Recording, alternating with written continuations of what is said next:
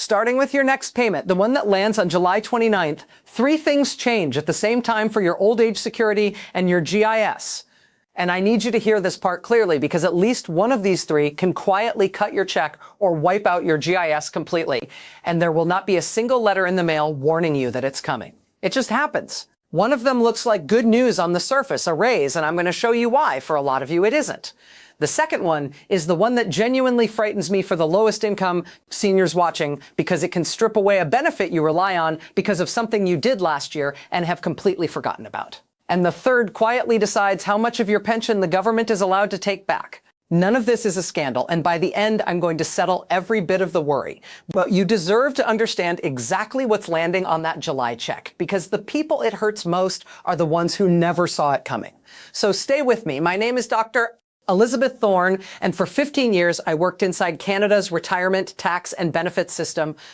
To verify all the official government data and sources used in our research, please visit the video description below. So let's start with the first one because it's the one that sounds like a gift. Every 3 months in January, April, July, and October, the government is supposed to adjust old age security to keep up with the cost of living measured by inflation.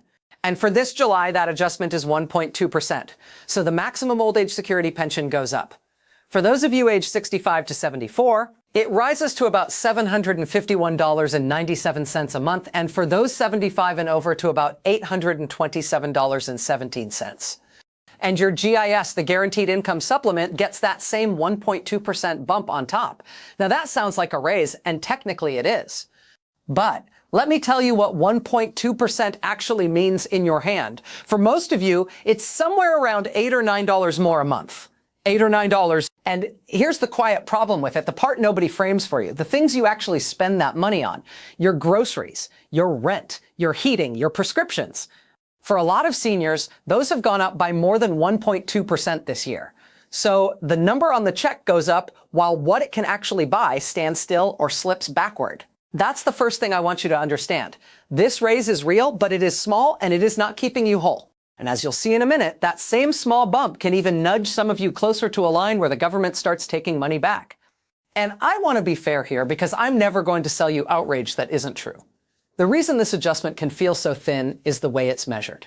It looks backward at an official basket of goods, a national average of everything people buy from electronics to airfare to clothing, and it moves that whole basket forward by the average, but that's not your basket. A senior's real basket is heavier on the things that have climbed the fastest. Food, rent, home heating, insurance, medication, and lighter on the things that have barely moved or fallen. So the official inflation number can say 1.2% for the quarter, while your personal cost of living rose by noticeably more. It isn't that the government is lying to you, it's that the average was never built to describe your life. And that gap, small as it looks in a single quarter, is exactly why so many seniors feel like they're quietly falling behind, even in the years they technically got a raise. So don't let the word increase put you to sleep because the other two changes are the ones with real teeth. Which brings me to the second change, and this is the one I most need you to hear because it is the one that blindsides good, honest, low-income seniors every single July, and almost nobody talks about it. Here it is. Every July, Service Canada does not just pay your GIS, it recalculates it, and it recalculates it based on the income you reported on your tax return for the previous year. So the GIS you start receiving on that July 29th check is based on your 2025 income. Now, why does that matter so much? Because GIS is a benefit for low-income seniors, and it shrinks as your income goes up. So if something happened last year in 2025 that pushed your income up, even for one single moment, your GIS can be cut this July, and it can be cut for a full 12 months, all the way to next July, even if your income has already dropped right back down to normal. Let me make that real, because it's too important to leave abstract. Picture a woman, I'll call her Margaret, 72 years old in Hamilton, Ontario. Margaret lives on her old age security, her GIS, and a small CPP. Her income is low, so she gets close to the full GIS, and honestly, she needs every dollar of it. Now, last year in 2025, Margaret's roof started leaking and she had to fix it. So she took a one-time $18,000 withdrawal out of her RRSP to pay for it. Completely sensible, her own money for a real repair.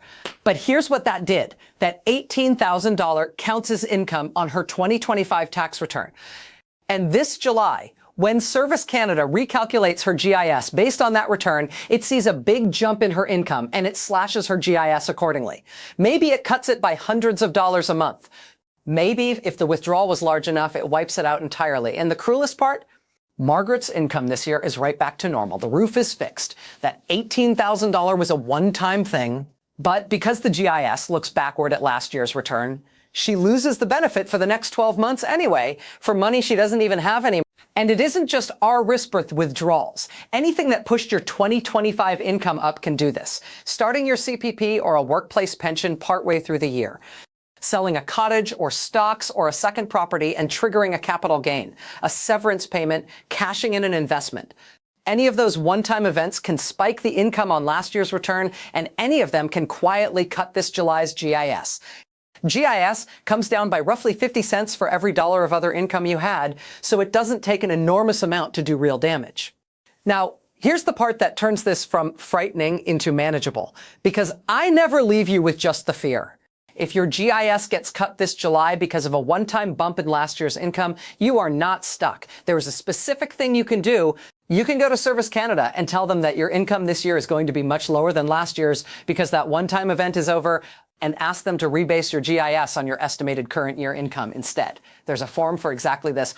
It's called the Statement of Estimated Income, and its number is ISP-30-41. That single step can restore the GIS you should be getting based on the income you actually have now, instead of leaving you punished all year for a roof repair you already paid for. Most people have no idea that option exists. Now you do. And there's one more piece of this second change that I cannot let you miss because it's the one that hits the hardest, and it's the most avoidable of all. To get that July recalculation done, Service Canada needs your tax return. So if you have not filed your 2025 tax return, your GIS, and in some cases your old age security along with it, can be suspended, stopped, not because you did anything wrong, but simply because the paperwork that lets them calculate your benefit isn't there.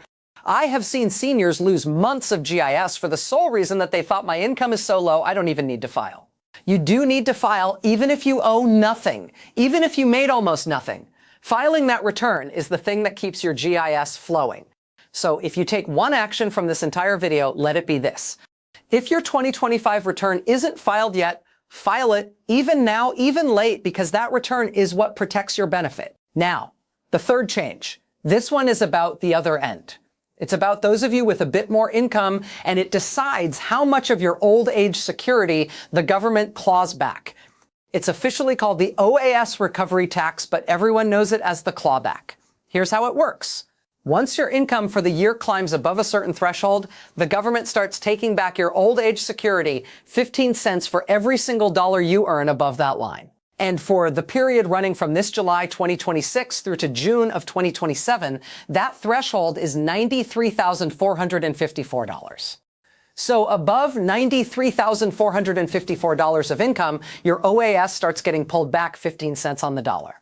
And if your income is high enough, above about $152,000 for those 65 to 74, or about $158,000 for those 75 and up, your old age security is clawed back completely, every dollar of it gone. And just like the GIS recalculation, this clawback is based on your income from last year, your 2025 return. So the same thing applies. A big one-time event last year, selling a property, a large RRIF withdrawal, cashing out an investment can push you over that $93,000 line and cost you a chunk of your OAS for the whole year, even if your income is normally well below it. And here's why more and more ordinary seniors are getting caught by this every year when they never used to be. As you get older, the government forces you to withdraw a bigger and bigger percentage out of your RIF every year. Those mandatory minimum withdrawals climb with age, and they count as income. Add in pensions that get indexed upward, add in CPP, and more seniors quietly drift over that threshold without ever feeling wealthy. This isn't a tax on the rich anymore.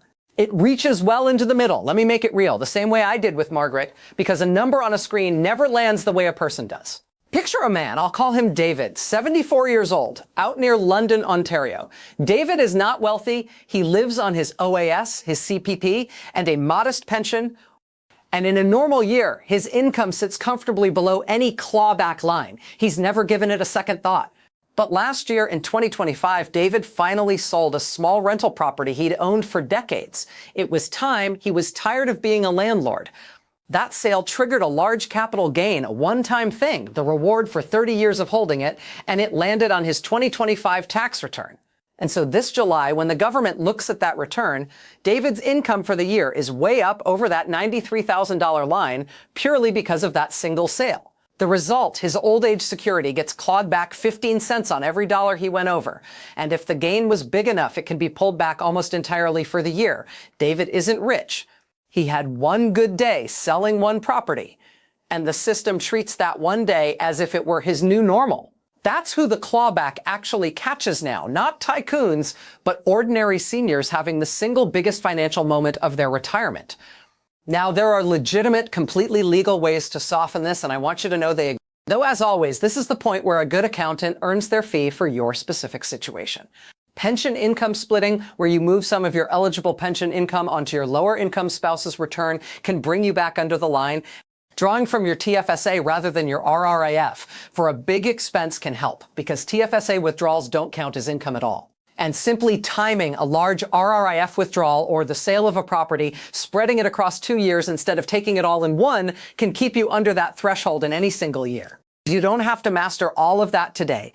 You just have to know the line exists, $93,454 before you make a big financial move this year, so you can check where it puts you. So let me put the three of them together for a second, because they interact, and that's the part that really catches people. This July, your OAS ticks up a token 1.2%. At the very same time, your guaranteed income supplement is recalculated on last year's income and can be cut or wiped out by a one-time bump you've forgotten about. And the clawback thresholds decide how much of your old age security gets pulled back, again based on last year's income. All three land on the same July 29th check. All three quietly hinge on the income you reported for 2025, which is exactly why that tax return, filing it accurately, is the single thread running through all of this. Now, let me keep my promise from the start and settle the fear, because I don't want you carrying any panic out of this video. None of these three changes is a punishment, and none of them is a sign that anything has gone wrong. This is simply the system doing what it's designed to do, adjusting for inflation and retesting benefits against income the way it does every single year. It has always worked this way. The only reason it hurts people is that nobody explains it to them, so they get blindsided instead of prepared. And the difference between a senior who gets blindsided and a senior who sails through it is not money, it's knowing. It's understanding that July is recalculation month, that it all looks at last year's return, and that there are specific steps you can take if it goes against you. That's the whole game. The rule was never the danger. Not knowing the rule is, and let me steady you one more way by telling you what does not change this July, because I don't want you walking away thinking the ground is shifting under everything. If your income was normal and steady last year, just your pension, your CPP, your usual small amounts, your GIS is not going to suddenly vanish. The July recalculation only bites when last year's income actually jumped. If you're nowhere near $93,000, the clawback has nothing to do with you. You can forget it entirely. Your OAS itself isn't being cut. Your CPP isn't being touched. And the age you started your pension isn't being clawed back. For the majority of seniors watching this whose income is low and steady, the honest summary is you'll get that small 1.2% bump. Your GIS will carry on, and none of the scary parts apply. The two changes with teeth are aimed at one specific thing, a big, unusual jump in last year's income. And if that didn't happen to you, you can breathe. This video is your early warning for the year it does happen, not a reason to lose sleep over the year it didn't. And before I give you the simple steps that take the worry out of all this, let me mention one quick thing, because so many of you have asked me to put everything in one place. Every rule I cover on this channel, the numbers, the thresholds, the deadlines, the exact forms like that estimated income form, and the plain words to use when you're on the phone with Service Canada, I've put into one plain English guide called the Canadian Seniors Money Playbook. It's written for a real person, not a bureaucrat, so you can actually sit down and use it. It's the same guidance I'd give my own parents. If you want it, the details are in the description below, but everything you need to take the first step is right here in this video. Now, here's exactly what to do. First and above everything else, file your 2025 tax return, and if it isn't done yet, do it now, even if it's late. That one return is what keeps your GIS and your OAS flowing and what sets your clawback correctly. Skipping it is how you get your benefits suspended. Second, if your GIS gets cut this July because of a one-time income event last year, a RIF withdrawal, a sale, a severance, don't just accept it. Call Service Canada and ask about estimating your current year income on that statement of estimated income form so your GIS can be rebased on what you actually earn now. Third, before you make any big financial move this year, a large RIF withdrawal, selling a property, cashing in an investment, check where it puts you against that $93,454 clawback line and against your GIS. Sometimes just splitting it across 2 years saves you thousands. Fourth, if you have a spouse, look into pension income splitting and where you can draw from your TFSA instead of your RIF for big one-time costs because TFSA money doesn't count against you. And fifth, don't be lulled by that 1.2% raise. It's real, but it's small. Plan your year around the 2 changes that actually move the needle, the GIS recalculation and the clawback, not the $8. Let me bring it home because I want this to stick with you.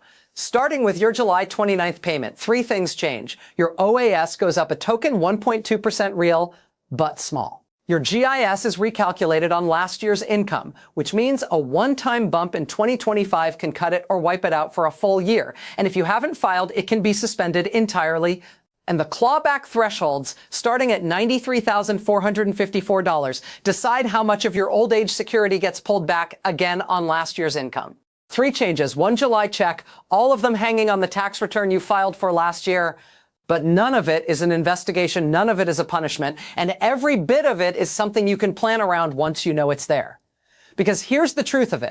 The system that pays your pension isn't going to sit you down and explain how it can quietly take some of it back. It just runs in the background and leaves you to either understand it or be caught out by it. The most powerful thing you can do is exactly what you're doing right now. Knowing what changes in July, knowing it all looks at last year's return, and walking into this year with your eyes open because you understand the rules better than the letter that never came to warn you. If this helped you, and I hope it genuinely did, do 2 things for me. Take a look at the pinned comment and the description where I've left the key numbers and dates written out so they're there when you need them. And subscribe, because every week I break down another one of these rules in plain English so that nothing about your own money ever catches you by surprise. I'm Dr. Elizabeth Thorne. Look after yourselves, keep an eye on that July check, and I'll see you in the next one.